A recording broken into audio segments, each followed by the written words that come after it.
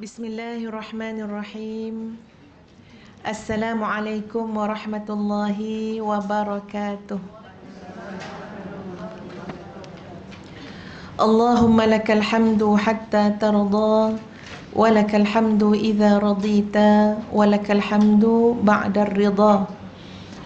Wa usalli wa usallim ala nabiyyina wa habibina wa syafi'ina wa zukhrina Muhammad sallallahu alaihi wasallam wa ala alihi wa ashabihi ajma'in. Subhanaka la ilma lana illa ma 'allamtana innaka antal alimul hakim. Rabbi shrah li sadri wa yassir li amri wahlul 'uqdatam min lisani yafqahu qawli. Rabbi yassir wa la tu'assir wa tammim bil khair, amma ba'd. Terima kasih pada Puan Hajah Salwa, Guru Besar Guru Besar Mak Tiri, apa lagi, ya, Kak Long kawasan, ya. Mudah-mudahan Allah meletakkan Hajah Salwa ni di sisi Allah Subhanahu wa taala ada kedudukannya. Amin amin ya rabbal alamin.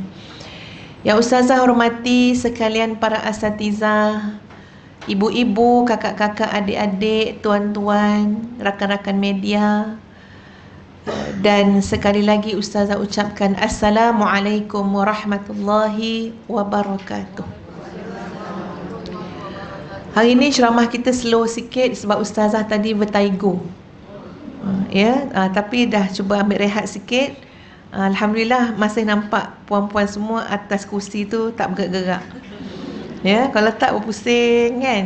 Daripada Ustazah balik Langkawi naik bot berjam-jam, dia datang balik, kena balik bertaigo. Tapi tak apa, insya-Allah dah jumpa doktor semua, lama-lama nanti dia akan hilang lah, ya. Okey. Cuma tak boleh laju sangatlah nak bercakap, ya Kak As, ya. Nak kena hati-hati je letak mata tu kan, sebab pening. Baik. Muslimin muslimat yang dikasihi sekalian, kita ada tajuk pagi ni. Apa tajuk kita? Tak tahu. Dia tak tengok IG, Facebook lah ni. Ustaz letak tajuk. Tajuk kita adalah taubatan nasuha. Tajuk kita adalah taubatan nasuha. Taubat nasuha.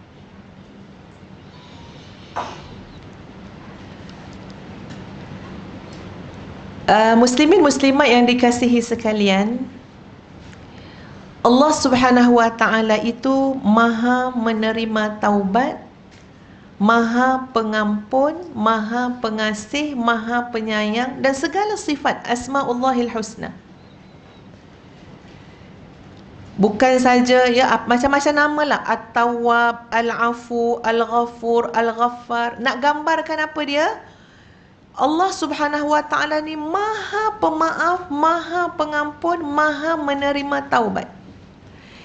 Dan kita pasti menyadari, muslimin muslimat, bahawa kehidupan yang kita sedang lalui ini sangat berkait dengan pemahaman kita terhadap Maha pengampunnya Allah Subhanahu wa taala. Sangat berkait dengan keyakinan kita terhadap Maha menerima taubatnya Allah Subhanahu wa ta'ala. Kalau kita tak yakin, kalau kita tak faham, kalau kita tak pedulikan, boleh jadi ada orang dalam melalui kehidupan ini, dia akan berputus asa. Dia akan depression. Dia akan kecewa. Apa lagi nak cakap? Bahasa yang seumpamanya. Sebab apa? Sebab keyakinan terhadap pintu yang sangat terbuka yang Allah buka, yang namanya adalah pintu rahmat dan pintu keampunan. Kita tanya contoh, ya tuan-puan sekalian, ada seorang ibu yang merasa gagal dalam mendidik anak-anak. Cuba tuan-puan bayang, ya, kalau mak tu ada 5 anak, 5 penagih dadah. Ada ke tak ada? Ada. Cuba tuan-puan bayang macam mana mak tu dalam majlis ilmu, majlis kuliah, dengar tentang itu, dengar tentang ini, tapi balik rumah sekarang tengok anak, ya, 2-3 orang tengah menyuntik diri sendiri. Bila mak tu pandang diri dia, dia terasa, ya, dia pun tak didik anak dulu, dia pun tak peduli, dia sibuk cari duit, dia sibuk itu, sibuk begini. Tuan-puan rasa mana jalan keluar bagi mak itu kecuali dia yakin Allah itu At-Tawwab, Allah itu Al-Afu, Allah itu Al-Ghaffar, Allah itu As-Samad, Allah itu Ar-Rahman, Allah itu Ar-Rahim, baru nampak jalan. Setuju tak sahabat-sahabat semua? Iya. Orang yang kena mental block, yang dicaci maki, ya, contoh seorang anak yang mak dia cakap anak macam tu. Saya pernah cerita dengan sahabat-sahabat kan, ustazah masa tu buat program dengan ustaz dekat hotel Seri Malaysia kalau tak silap, kat Genting tu. Dah lama dah cerita ni, sebelum PKP lagi. Ada satu tajuk tu ustazah ulas tentang anak yang berbakti pada mak ayah. Tiba-tiba ada seorang peserta kita menjerit, histeria, kejang. Semua ingat masuk hantu, dah duduk kat tepi genting kan, tautan banyak. Kok lah jin pula. Bacakan ruqyah kat dia. Dia dah kejang, mata pandang ke atas. Tapi kemudian bila dia bercakap, dia kata apa? Saya bukan masuk jin, saya bukan masuk hantu, tapi saya adalah anak yang paling tak berguna di mata mak saya. Saya dah dibesarkan dengan macam-macam gelaran, tohmahan yang mak saya sebut kat saya. Saya dah tak cukup otak nak tanggung, tak cukup hati nak pikul perkataan yang mak saya dah bagi kat saya. Saya tak ada peluang, saya bukan orang kaya yang berpeluang untuk cover semua tu dengan duit dan harta benda. Saya bukan orang bijak untuk cover benda tu dengan kedudukan yang saya ada. Kecuali saya macam ni je ustazah, kecewa, tak dapat baiki hubungan dengan mak, sampai histeria, kejang depan mata ustazah. Tuan-puan, Masya Allah, Subhanallah. Ya, kadang-kadang demikian tekanan yang seseorang tu lalui dalam hidup. Mana jalan keluar dia? Allah. Qala Rasulullah sallallahu alaihi wasallam, inna Allah azza wa jalla yabsutu yadahu bil laili liyatuba masi'an nahar wa yabsutu yadahu bin nahari liyatuba masi'al lail hatta tatlu'a asy-syamsu min maghribiha. Sesungguhnya Allah Subhanahu wa taala melapangkan, meluaskan rahmatnya pada waktu malam, liyatuba masi'an nahar, untuk Allah ampunkan dan terima taubat pelaku-pelaku maksiat pada waktu siang. Tengok maha rahmat, luasnya rahmat Allah Subhanahu wa taala. Kamu buat dosa bila? Siang tadi. Malam ni Allah tunggu kamu untuk kamu minta ampun dengan Allah Subhanahu wa taala. Wa yabsutu yadahu bin nahar, esok waktu siang pula Allah luaskan lagi rahmat seluas-luasnya, liyatuba masi'al lail, dengan tujuan apa? Mana dia pendosa pada waktu malam tadi? Mana orang buat maksiat pada waktu malam tadi? Siapa yang tersasar, terjebak, terlanjur, terapa, segala-gala sengaja ke pada waktu malam tadi? Tuhanmu menunggumu pada waktu siang untuk mengampunkan kamu. Allah, kita dengar tu la ilaha illallah. Seluas-luas peluang Allah bagi pada hamba dia. Asalkan kamu jangan putus asa, kamu jangan kecewa. Putus asa tu adalah itu kejayaan besar bagi syaitan. Ya, kejayaan besar bagi musuh Allah, iaitu syaitan, dalam menyesatkan manusia. Jadi sahabat-sahabat yang dikasihi sekalian, bukan saja bercakap soal taubatan nasuha ini melibatkan soal nak elak kekecewaan, nak elakkan tekanan. Bahkan bercakap tentang taubatan nasuha adalah tangga ataupun jalan untuk kemuliaan maqam kita di sisi Allah Subhanahu wa taala. Kan tadi lain kan, satu side kita tengok yang ini kan. Maknanya jangan tertekan, jangan kecewa, jangan frust segala macam. Tapi taubat nasuha ini juga adalah satu maqam, satu kedudukan yang meletakkan kemuliaan untuk kita di sisi Allah Subhanahu wa taala. Tak berjumpa kita pintu-pintu makam yang lain. Makam ikhlas, makam syukur, makam redha, makam zuhud. Allahumma illa, kecuali jejak dulu tapak makam taubat ini.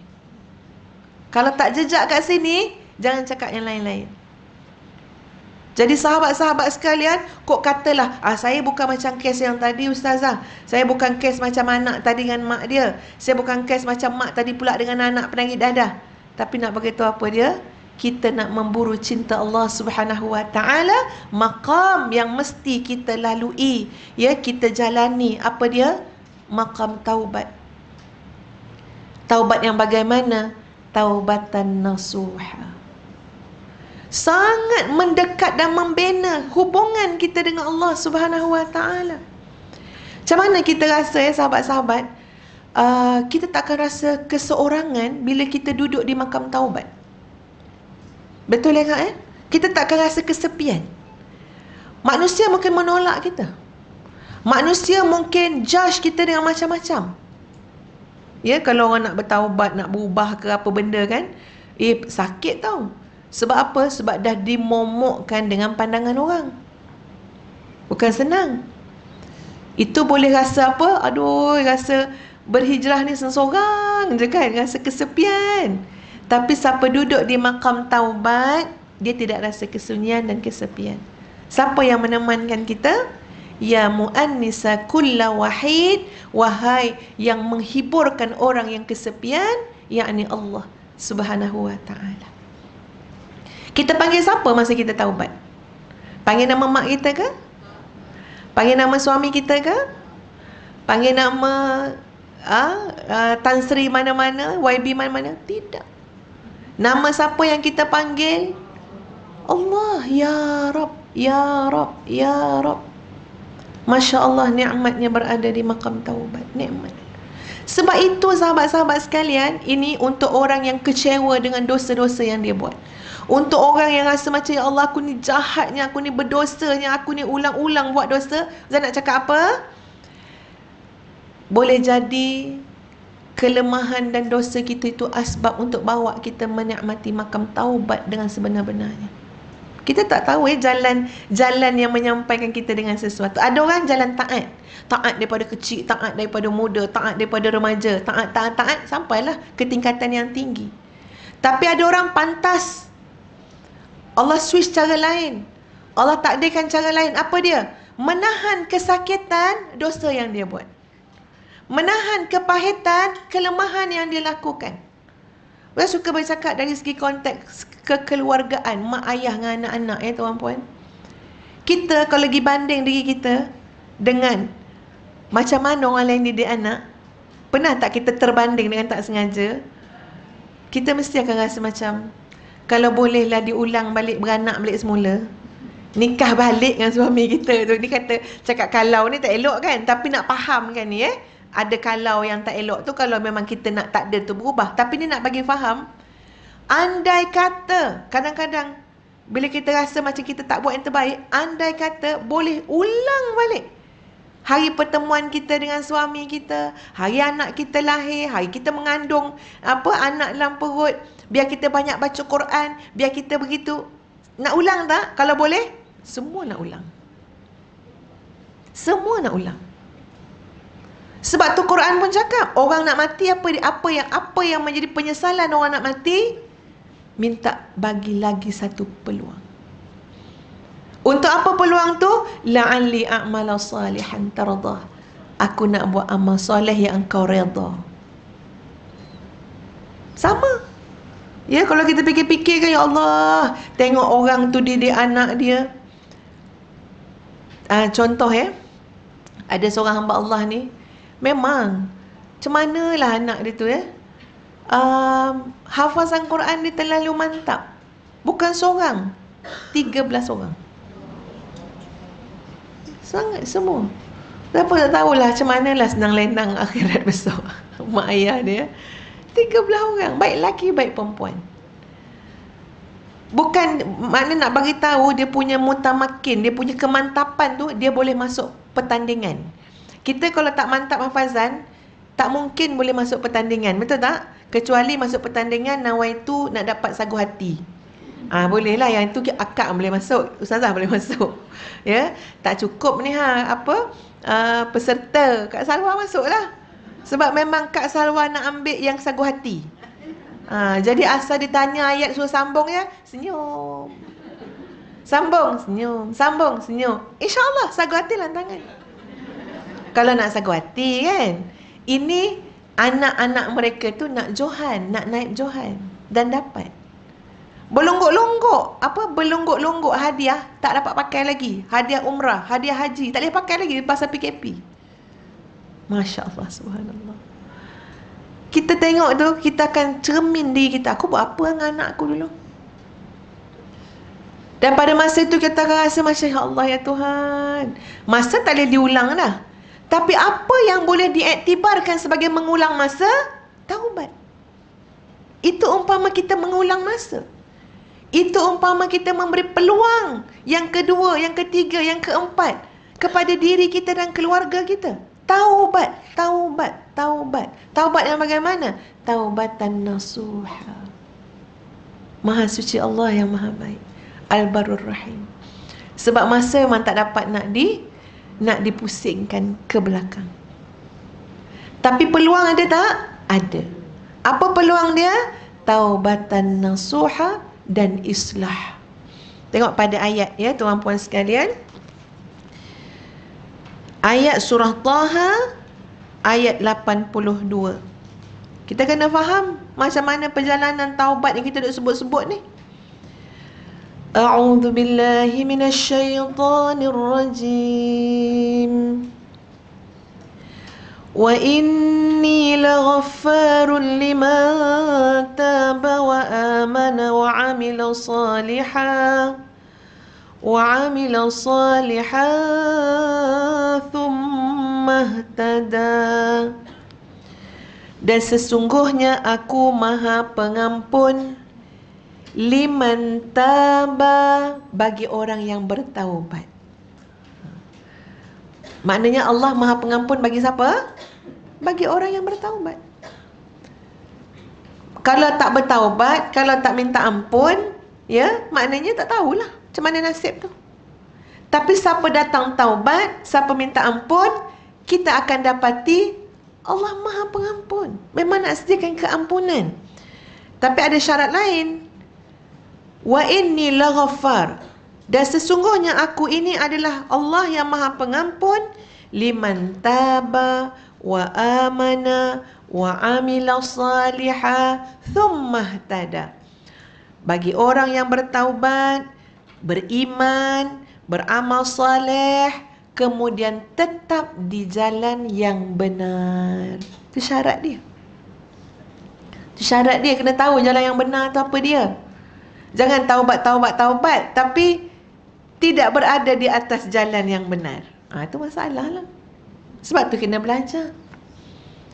Bertaubat, beriman, beramal soleh, kemudian tetap di atas jalan yang benar. Selesai urusan hidup kita. Kronik macam mana pun masalah yang kita hadapi dan lalui, insya-Allah sahabat-sahabat sekalian, penyelesaiannya di sini.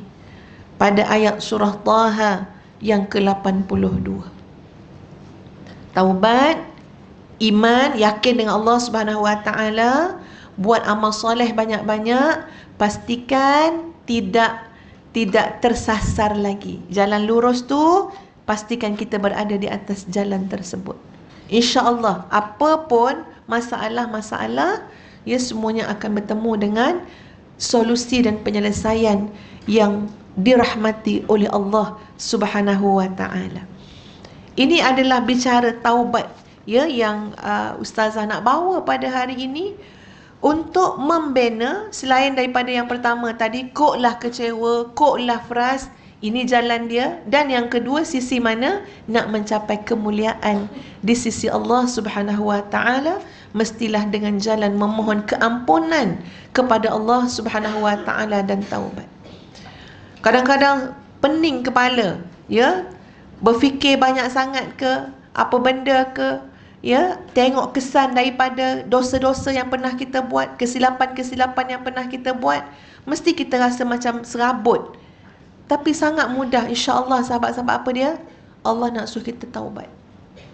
Allah nak suruh kita istighfar. Tengoklah kadar yang kita tanggung. Kalau kita rasa tak cukup dengan menangis, tak cukup dengan istighfar 50 kali, cuba buat sampai 500 kali. Sampai berhenti tangisan kita. Sampai lega hati kita. Sampai lapang kesempitan dada kita. Sampai nampak sinar Allah bagi solusi dalam hidup kita. Sampai macam tu. Ini kan Nabi SAW, ya, yang maksum, tak ada buat dosa, tak ada buat salah, ya, tak ada tergelincir hidup. Kita tahu Nabi SAW, tetapi tengok macam mana kemuliaan yang Allah berikan kepada Nabi SAW dari sudut, kamu lihat bagaimana Nabi kamu Muhammad SAW memohon ampun kepada Allah walaupun baginda tidak melakukan dosa. Qala Rasulullah sallallahu alaihi wasallam, ya ayyuhan nas tubu ila Allah fa inni atubu fil yaumi mi'ata marrah. Wahai manusia, bertaubatlah kamu kepada Allah, aku taubat kembali kepada Tuhanku satu hari 100 kali. Kita, ya, subhanallah, subhanallah, kita tak jadi satu kerja pula taubat. Kita tak nampak taubat tu satu kerja profesional yang kita buat hari-hari. Kita tak nampak. Yang kita nampak rutin dia, masak, apa lagi, makan. Dah masak kena makan lah kan. Masak, makan, kemas rumah, lipat baju, solat. Solat tu masuk juga kan, solat, ngaji. Tapi jarang orang masuk dalam rutin dia taubat. Taubat. Macam mana Nabi buat ni satu hari 100 kali ni? Fa inni atubu ilallahi mi'at, fa inni atubu fil yaumi ilaihi mi'ata marrah. 100 kali aku taubat pada Allah sekali setiap hari. Macam mana? Tak ada dosa, maksum. Maknanya kalau kita tengok diri kita lah, yang dosa mata buat, dosa telinga buat, dosa lisan lagilah buat, dosa hati, dosa tangan, dosa kaki, dosa fikiran, dosa kelalaian, dosa melibatkan harta benda. Agak-agak berapa kali patutnya kita taubat sehari? Tak datang kuliah dah.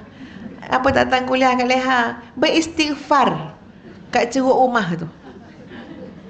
Terlampau banyak dosa Ustazah. Beristighfar sehari 15,000 kali. Sebab apa? Sebab ni semua yang dihadap ni dosa-dosa lah ni.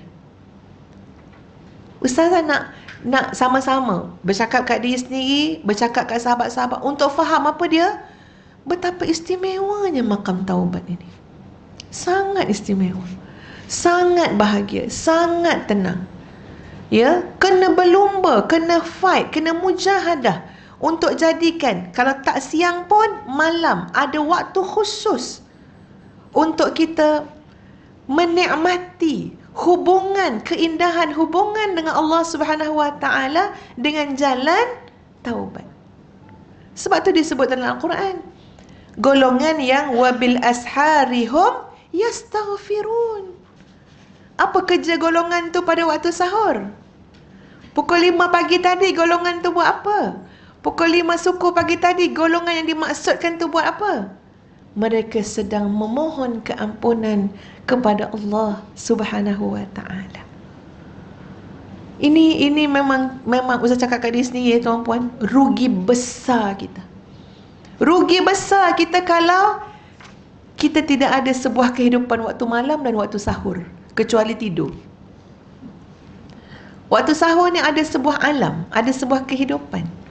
Waktu malam ni sahabat-sahabat, ada sebuah alam, ada sebuah kehidupan. Kita tak tahu takdir yang macam mana Allah bagi kat kita untuk menyampaikan kita, untuk merasa bahawa malam ni ada satu alam yang luar biasa. Luar biasa. Kehidupan pada waktu malam. Kehidupan yang bagaimana? Bangun, bangkit daripada tidur. Kamu lemah, kamu hina, kamu banyak dosa, kamu tak mampu. Perjalanan kamu jauh, bebanan kamu banyak, bekalan kamu sikit. Bangun. Allah sedang tunggu kamu. Tapi dah bangun, tarik lagi selimut. Kuatkan lagi aircon. Ya, terlebih sejuk, bangun, tutup aircon. Allah bagi dah macam ni congkut dah kan ni kat sejuk Bangun, tutup aircon. Bila tutup aircon, selesa balik. Sebab sejuk tu dah makin reda. Selesa, tidur balik. Sayang sahabat-sahabat semua. Sedangkan insya-Allah ya, dengan maqam taubat tu boleh tinggi kedudukan kita di sisi Allah Subhanahu Wa Taala. Sebab tu ustazah, kalau tanya ustazah optimis dengan semua benda, dengan semua orang. Orang buat jahat ke, orang buat baik ke? Sebab apa? Orang buat jahat tu bila dia jumpa maqam taubat, jumpa jalan taubat, kedudukan dia Allah angkat mungkin lebih baik daripada orang yang rasa dia baik, dia buat taat, tapi taat dia macam tu lah, menjadikan dia alpa daripada memohon keampunan kepada Allah Subhanahu Wa Taala. Jadi memang kita tak cakap, oh jahatnya dia, jangan. Kita bagi nasihat. Kita bagi amar ma'ruf nahi mungkar. Manusia berubah. Dia bertemu pintu taubat tu, kalah kita. Kalah kita. Ya.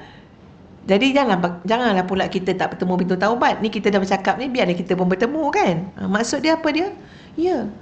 Ada orang, dia tak rasa dia memerlukan pintu taubat. Bayangkan orang yang tak rasa dalam dia nak mencari kedudukan di sisi Allah Subhanahu Wa Taala, dia tak rasa dia perlu kepada pintu taubat. Oh, kononnya dia nak pintu lain, pintu lagi hebat. Tak ada pintu yang lebih hebat tu kalau tidak meniti kepada pintu taubat. Nak harung macam mana dengan bawa dosa-dosa? Baik. Ustazah nak gambarkan sahabat-sahabat sekalian, bagaimana pedoman yang ditunjukkan oleh baginda Nabi SAW. Nabi SAW, ya, dalam sebuah hadis Nabi SAW, kana SAW yu'lin taubatahu wa yastaghfiru rabbahu bi arqi ibarat wa andal kalimat. Nabi SAW tu sahabat-sahabat sekalian, ya, menggambarkan taubatnya itu dengan ibarat-ibarat yang makna dengan kalimah-kalimah yang terlalu hebat. Kalau kita dengar kalimah Nabi dalam minta ampun, contoh, Allahumma ghafir li khati'ati wa jahli wa israfi fi amri wa ma anta a'lamu bihi minni. Allahumma ghafir li jiddi wa hazli wa khata'i wa amdi kullu dhalika indi. Allahumma ghafir li ma qaddamtu wa ma akhartu wa ma asrartu wa ma a'lantu wa ma anta a'lamu bihi minni. Antal muqaddim wa antal muakhir wa anta ala kulli syai'in qadir. Hadis muttafaqun alaih. Apa yang Nabi bicarakan? Nabi yang tak buat dosa tu, tapi bila minta ampun dengan Allah, sehalus-halusnya bicara Nabi, sehalus-halusnya. Yalah, kita minta ampun, ya Allah yang Tuhanku, ya Allah ya Tuhan, ampunkanlah aku. Terus gulung sejadah. Buka TV senang hati, kan? Terus gelak-gelak tengok TV, terus senang hati. Cakap apa dia? Ya Allah, ampunkanlah aku. Boleh, tak ada masalah. Tapi cuba bandingkan dengan Nabi SAW yang tak ada buat dosa ni. Macam mana halusnya bicara Nabi dalam minta ampun. Allahumma ghafir li khati'ati wa jahli. Ya Allah ya Tuhanku, ampunkanlah kesalahan-kesalahanku dan kejahilanku. Nabi jahil ke? Ya, nak cakapnya tuan puan, apakah Nabi jahil banding dengan kita? Tidak. Tapi semua benda Nabi ngaku di hadapan Allah Subhanahu wa taala. Aku jahil ya Allah, aku silap ya Allah, aku salah ya Allah. Tengok Nabi tunjuk kat kita.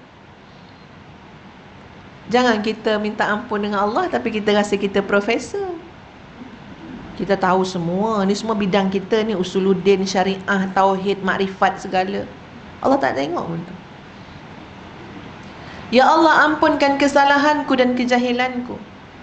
Wa israfi fi amri, dan melampaunya aku dalam urusan-urusanku. Tengok Nabi cakap macam tu kat Allah. Siapa yang sebenar melampau dalam semua urusan? Kita. Riang melampau, suka melampau, benci melampau, menyampah melampau, memang melampau saja. Dah emo. Betul tak? Bukan orang lain, kita. Kita yang suka melampau-lampau. Tapi yang aku siapa? Nabi kita Muhammad sallallahu alaihi wasallam.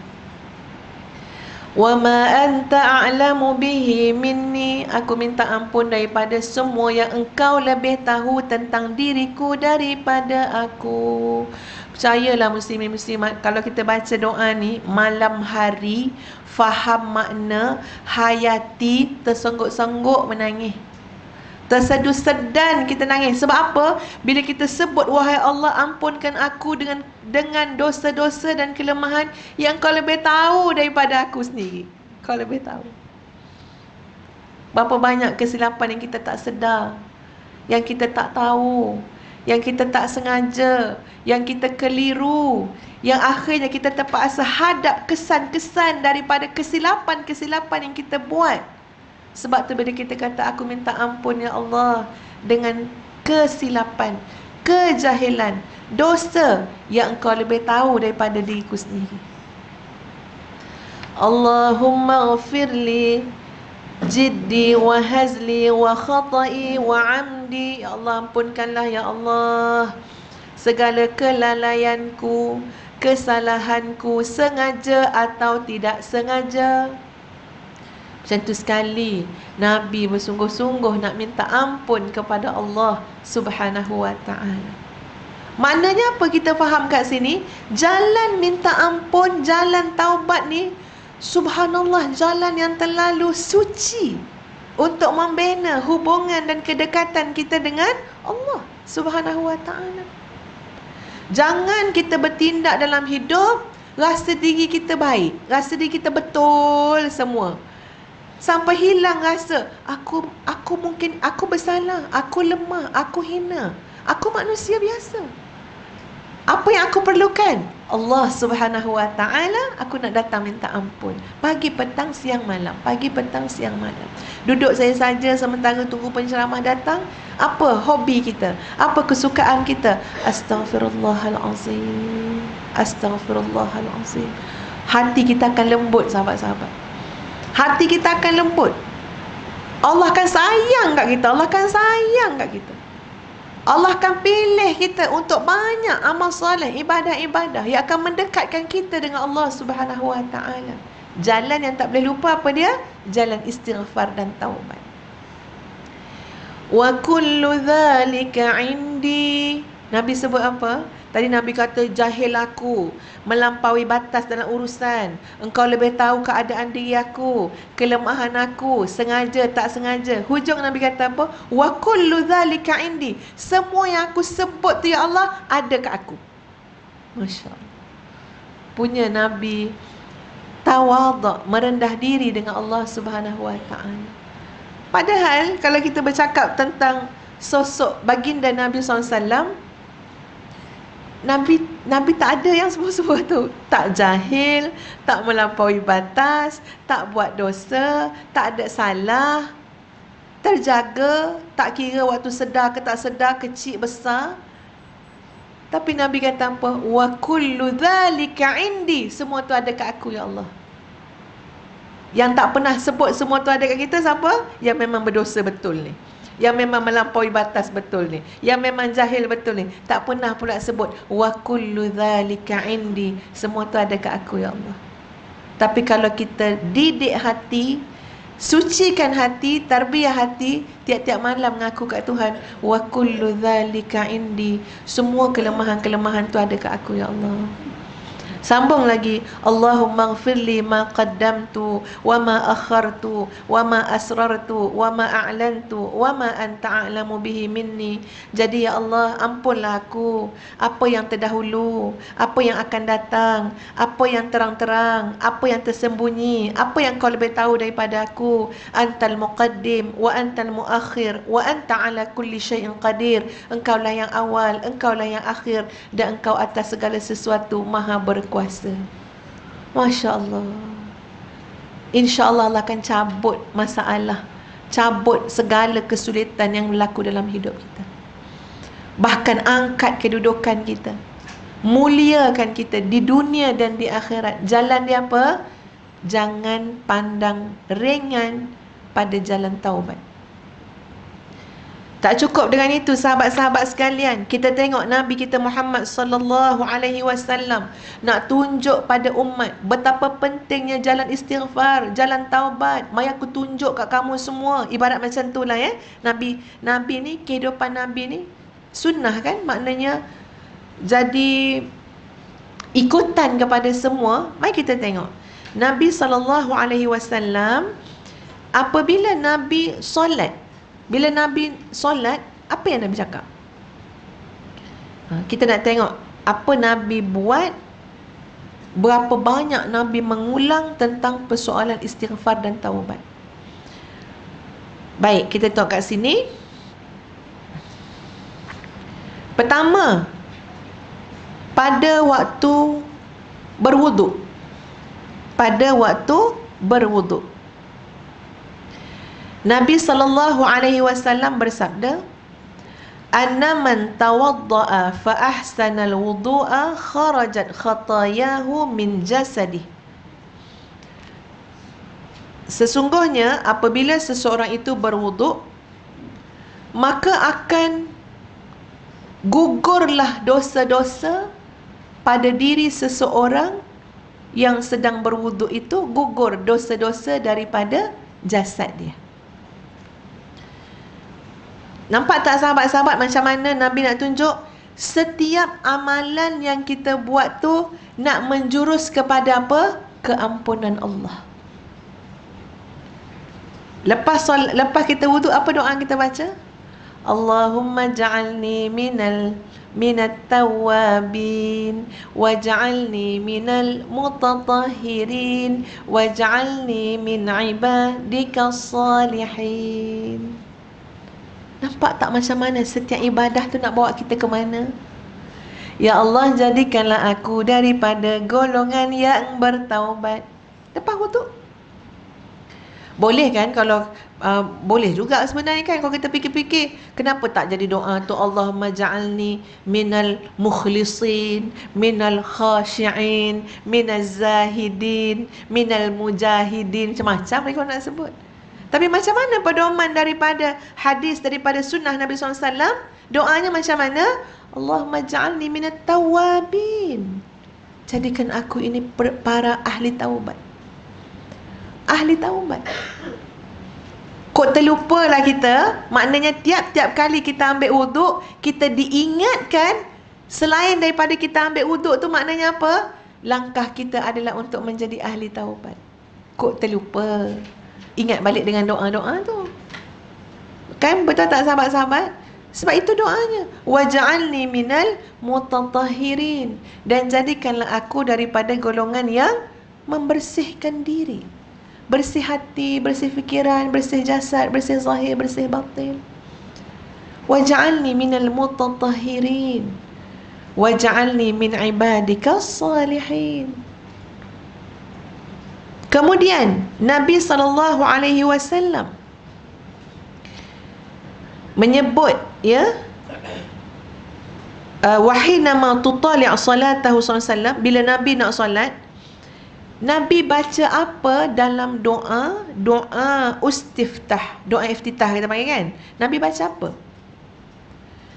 Ini doa Nabi doa iftitah yang Nabi baca. Dia ada banyaklah doa tu. Kita tu yang memang belajar daripada sekolah rendah. Macam mana? Dia tak tukar-tukar dah lah.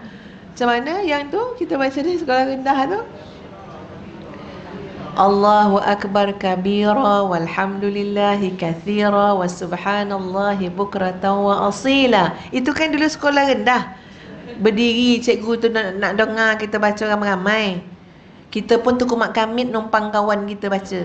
Ingat tak dulu masa sekolah rendah? Jadi tak ditukar-tukar dah doa iftitah kita. Nabi SAW ada lagi versi-versi lain doa iftitah Nabi SAW. Antaranya adalah Allahumma antal maliku la ilaha illa anta. Ni kalau kita baca bangun solat kan, Allahu Akbar. Allahumma antal maliku la ilaha illa anta. Ya Allah, engkaulah raja. Antal malik, la ilaha illa anta, tidak ada ilah kecuali engkau. Anta Rabbi, engkaulah Tuhanku. Wa ana abduka, akulah hambamu. Zalamtu nafsi, aku telah menzalimi diriku. Wa'taraftu bizambi, aku mengakui dosa-dosaku. Faghfirli dhunubi jami'a, ampunkanlah dosa-dosaku seluruhnya. La yaghfiru dhunuba illa anta, sesungguhnya tak ada yang mengampunkan dosa kecuali engkau. Doa iftitah Nabi baca.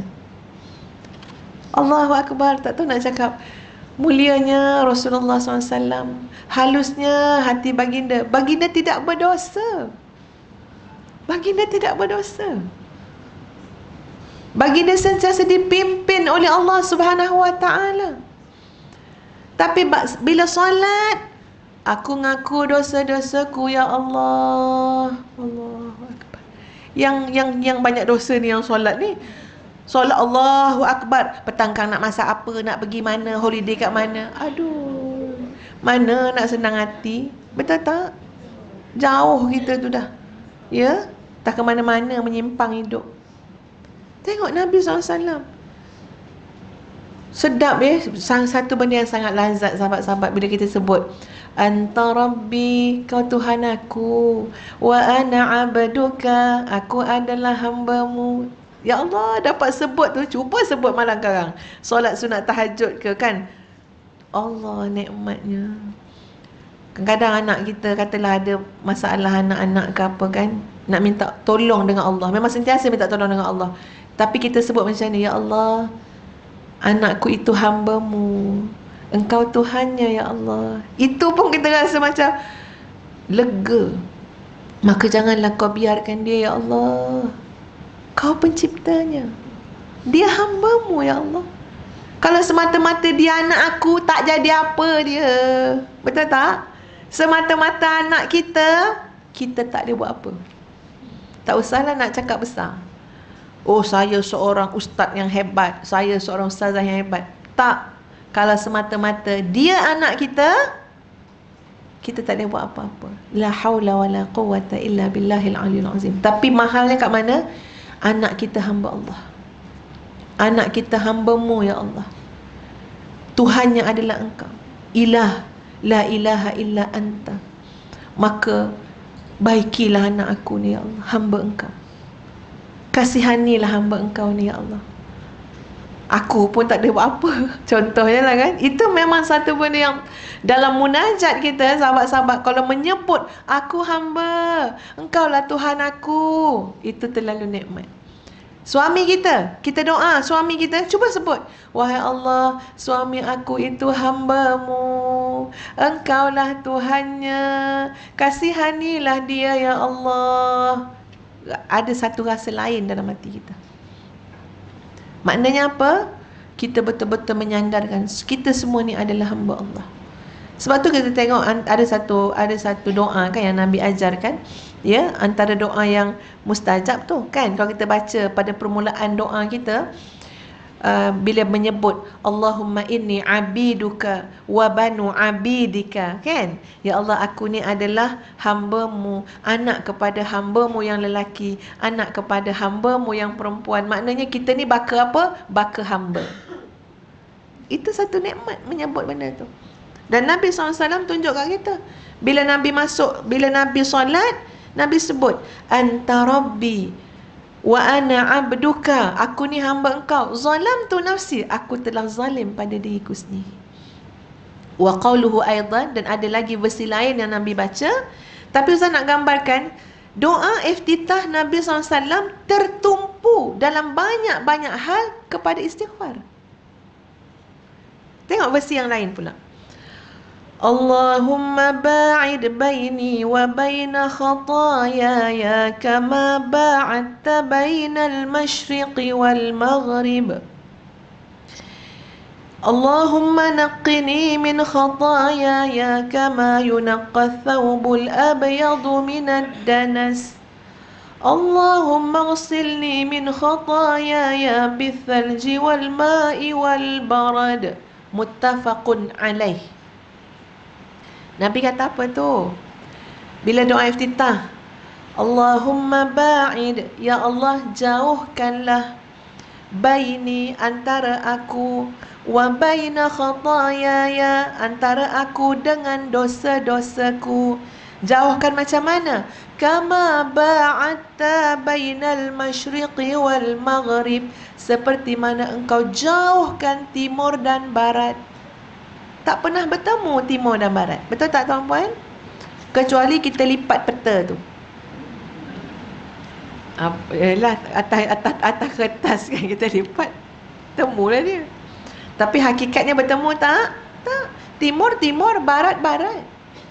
Seperti mana ya Allah engkau pisahkan timur di tempat timur, barat di tempat barat, demikian engkau pisahkan aku daripada dosaku. Masya Allah. Ingat ke dosa je Nabi SAW ni kan, padahal tak berdosa. Allahu Akbar.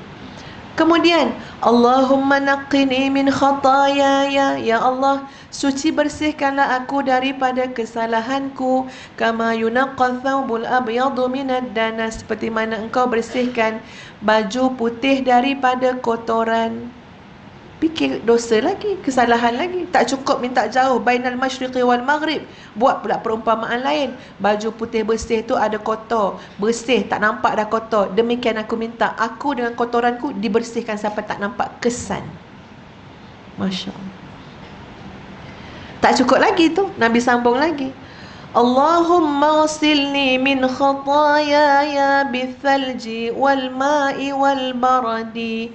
Ya Allah, ya Tuhanku, basuhlah aku ni, cucikanlah aku ni daripada kesalahan-kesalahanku dengan air salju, air sejuk.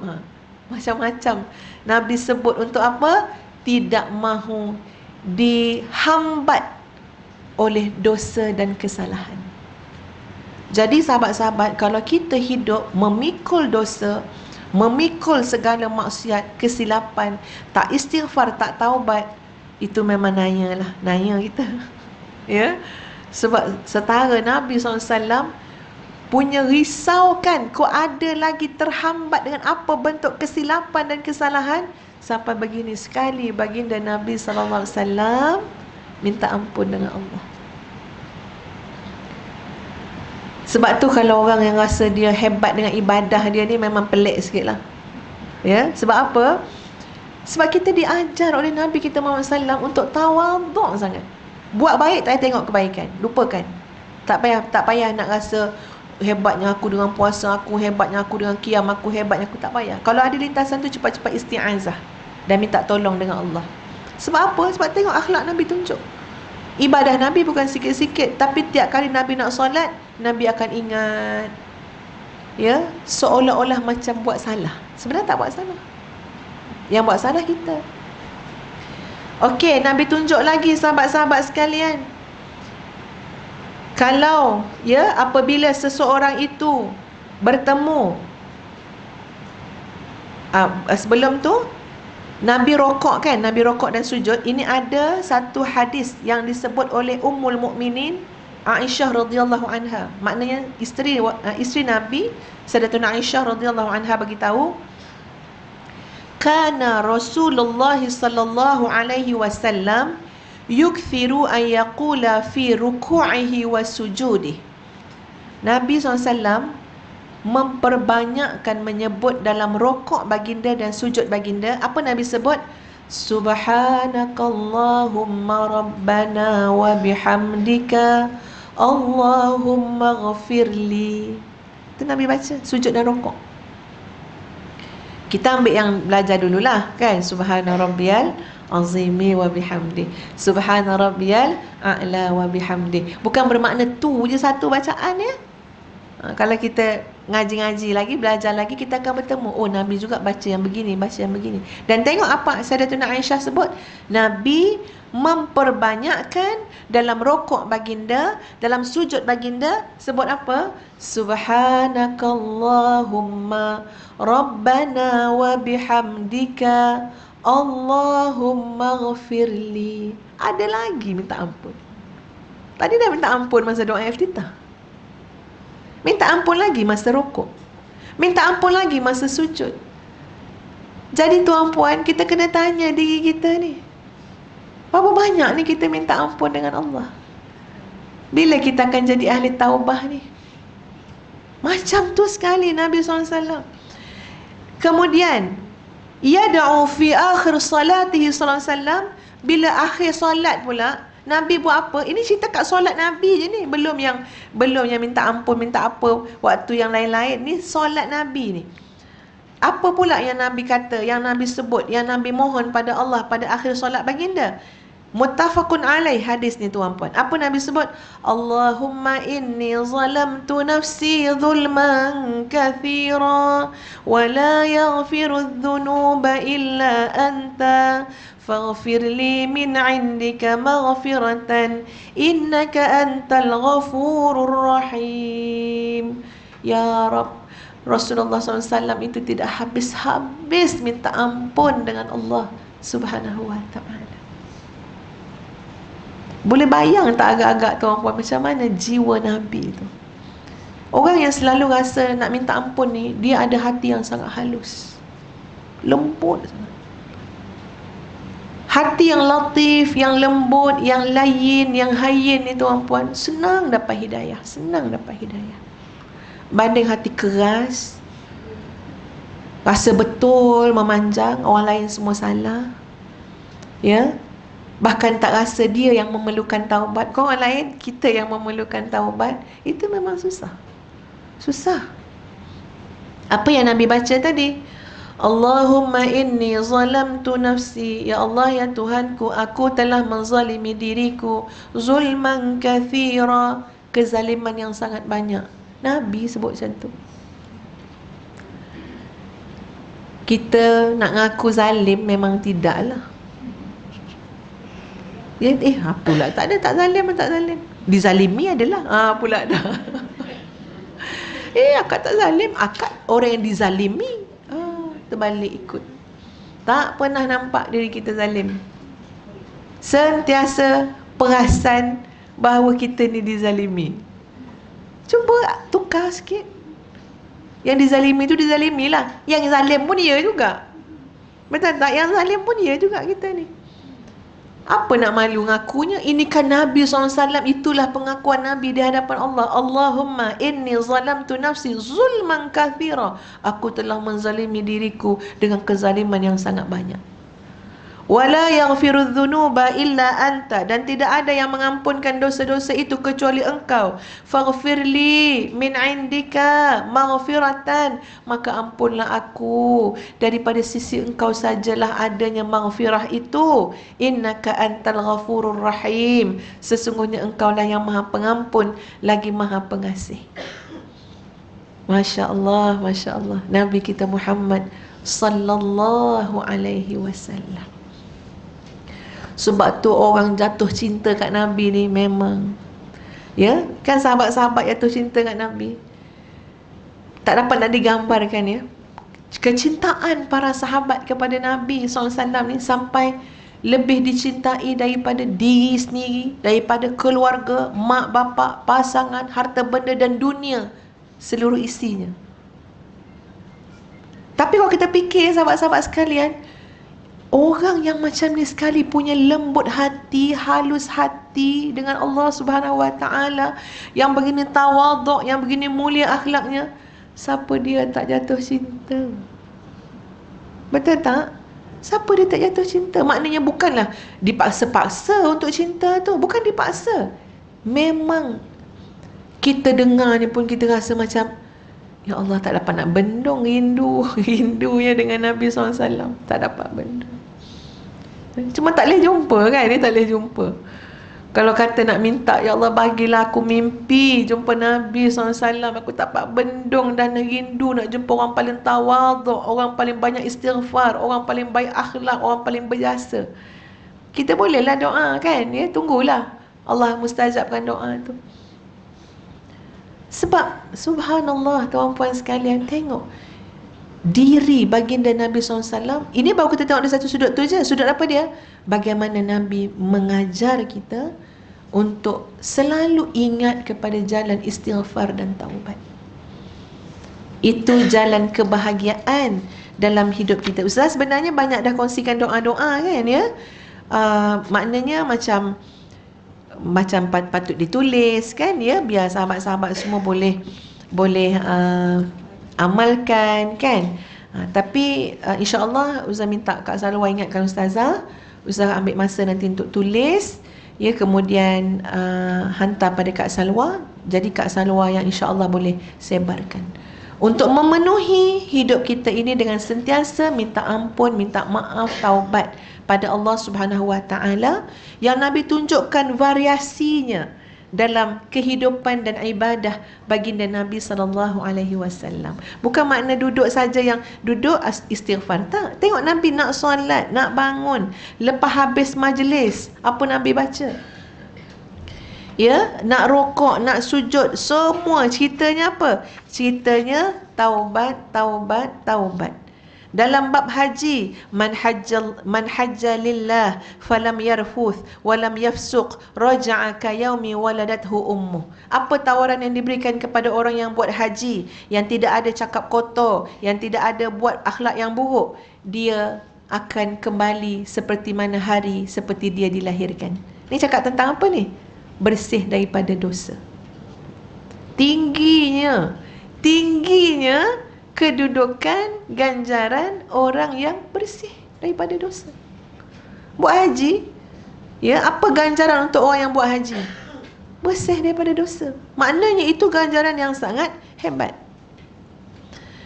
Apa ganjaran untuk orang sedekah? As-sadaqatu tudfi'ul khati'ah kama yudfi'ul ma'u an-nar. Orang yang sedekah tu, dia padamkan kesalahan-kesalahan dan dosa dia. Sedekah dia tu boleh padamkan kesilapan kita. Sedekah kita tu boleh padamkan yang kita kata nak ulang balik lah 10 tahun lepas. Tak boleh ulang, tapi boleh padam. Macam mana cara dia? Sedekah. Ulang tak dapat dah. Ya? Kita seorang lah kalau nak ulang kan kata mental pula. Orang hari ni Isnin kata tak ada lah, kita ni tahun 1978. Hantar hospital lah kak tu. Tak dapat nak ulang. Tapi boleh padam? Boleh. Macam mana cara padam? Sedekah. Padam. Allahu Akbar, Allahu Akbar. Kalau ada tabung, time ni dah patut keluar. Ada tabung? Ya, ustazah kena sedekah. Semua kena sedekah. Jangan fikir sedekah tu, kita pandang orang yang minta sedekah tu tak habis-habis, dekas. Tabung. Jangan pandang tabung tu. Allah nak padam kesalahan kita. Kesalahan kalau tak padam, kita tanggunglah risiko dia. Setiap kejahatan, kesalahan yang kita buat ada implikasi, tuan-puan. Dia tak macam tu je. Dia ada implikasi dia. Contoh, kan, ya, kita cakap yang buruk kat orang, agak-agak berhenti setakat tu ke? Tak. keburukan tu akan terpelanting balik pada diri kita. So macam mana nak pastikan tak terpelanting kat kita? Padamkan. Macam mana cara nak padamkan? Minta maaf. Baiki balik kalau kita cakap tak betul, cover balik. Macam mana kita nak padam? Sedekah. Biar betul-betul padam, delete daripada sistem. So maknanya dia tak akan balik-balik kat kita. Delete. Macam orang kena SPRM. Bolehlah hello-hello kat kawan kan. Tolonglah file tu letaklah bawah tikar, bawah kapet, bawah tu, bawah ni dalam bumbung ke apa. Selagi tak padam, tak senang tidur. Tapi kalau ada kawan kita yang cakap ni, tak tahulah ni mungkin SPRM negara mana-mana, Bosnia ke apa kan, ya, yang boleh cakap kita dah delete daripada sistem. Wow. Boleh tidur tak? Boleh, lena dah. Buat pula rasuah yang lain. Sebab kawan kita masih kerja kat situ, contohnya, boleh delete lagi. Nampak tak macam mana hebatnya tawaran padam ni? Padam dari sistem. Kalau tak padam, tanggung nanti akibat dia atas kesalahan dan dosa yang kita buat. Tapi pada sedekah, Nabi kata apa dia? Tudfi'u al-khati'ah kama yudfi'ul ma'u an-nar. Seperti mana air memadamkan api. Masya Allah. Jadi banyak sangat hadis-hadis Nabi, galakkan Nabi SAW untuk kita buat ibadah-ibadah dan amalan, mengaitkan kita kembali kepada persoalan bersih daripada dosa. Istighfar, taubat, penyucian hati, penyucian diri, minat tawabin wal mutatahhirin wa min ibadikas salihin. Ini konsep yang Ustazah harap sangat sahabat-sahabat sekalian, ya, hari ini pertemuan kita pada hari ini membawa kehidupan kita kepada satu journey, kepada satu permusafiran ataupun kepada satu versi baru dalam hidup kita. Apa dia? Kita nak jadi ahli taubah dan juga ahli istighfar. Kita nak miliki hati yang tawadhu, yang lembut, hayyinun layyinun.